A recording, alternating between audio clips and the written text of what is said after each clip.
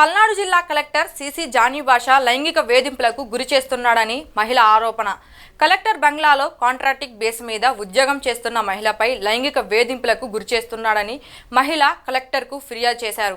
తనకు సహకరించలేదని, ఉద్యోగం నుంచి తొలగించాడని మహిళ ఆవేదన చెందుతున్నారు.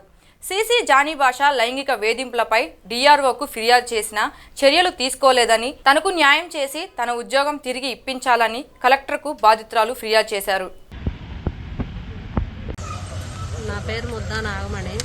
నేను కలెక్టర్ గారి బంగ్లాలో 2 సంవత్సరాల నుంచి వరకు వంట పని చేస్తూ ఉన్నాను. అయితే సార్ మమ్మల్ని శివశంకర్ సార్ మమ్మల్ని ఆబ్కాస్ జాబ్లో రాశారు. ఒక 4-5 నెలలు శాలరీ లేకుండా కూడా చేసాము ఎంతో నమ్మకంగా. చేసినప్పటికీ వీళ్ళు మనకి నమ్మకంగా చేస్తూ ఉన్నారని చెప్పేసి మమ్మల్ని ఆబ్కాస్లో పలు మండలాల్లో మా పేర్లు రాయడం జరిగింది.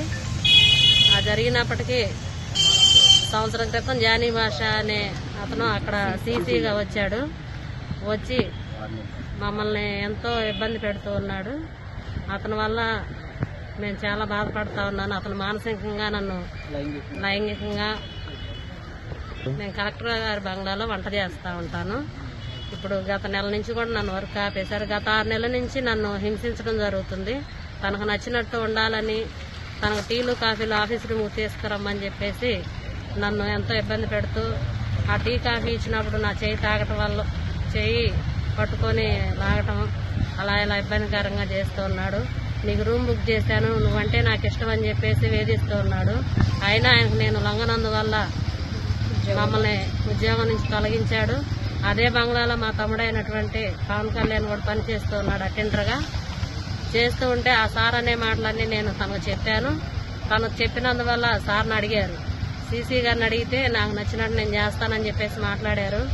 ఈ విషయం ఇలా జరిగిన విషయం ఎవరికైనా చెప్పారంటే మిమ్మల్ని ఉద్యోగం నుంచి తొలగిస్తాను, మీరు ఉద్యోగం ఎలా చేస్తారో చూస్తాను, మీ ఎంత తేలుస్తానని చెప్పేసి అన్నారు.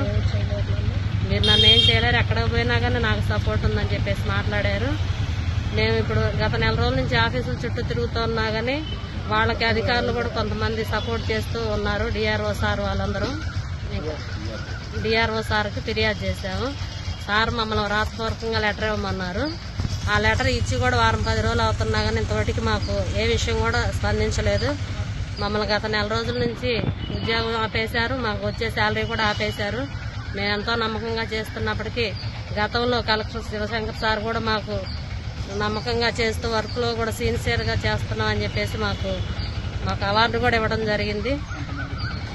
అలా చేసి ఆ సార్ ఎప్పుడైతే ఉద్యోగపరంగా వేరే చోట ట్రాన్స్ఫర్ వెళ్ళిపోయారో అప్పటి నుంచి మమ్మల్ని ఉద్యోగం ఆపేసి తనకు నచ్చినట్టు మాట్లాడుతున్నారు.